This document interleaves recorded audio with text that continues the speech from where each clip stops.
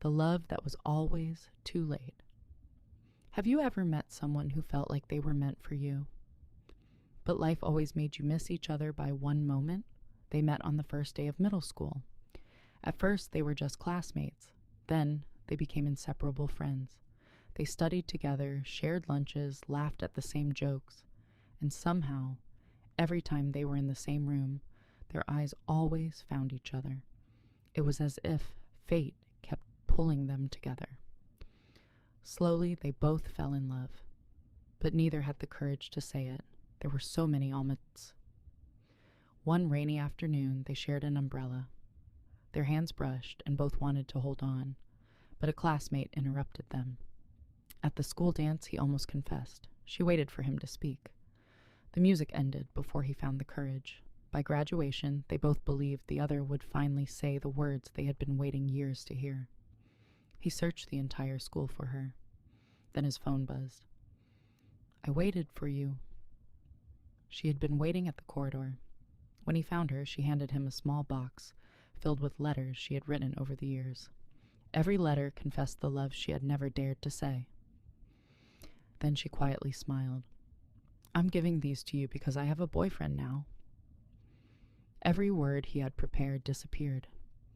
They went to different universities, yet fate kept making them cross paths at cafes, bookstores, and train stations.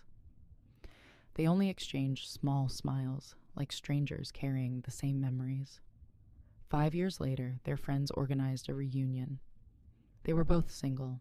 By coincidence, they sat beside each other. They laughed like no time had passed and began talking again every day. For a moment, it felt like fate was giving them another chance. Then she noticed he was always talking to another woman. Thinking she had misunderstood his feelings again, she accepted her ex's request to get back together. Their conversation slowly faded. Years later, she got married. He simply sent, "Congratulations." She replied, "Thank you." Neither knew the other cried after pressing send.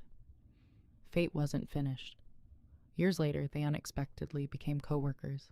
She loved and respected her husband. He respected that too. He never confessed, never crossed the line. Instead, he silently protected her, encouraged her, and became the friend who always stayed. One day, he resigned after accepting a job overseas. Before leaving, he handed her a wooden box. "Open it after I'm gone." Inside were every letter he had written but never sent.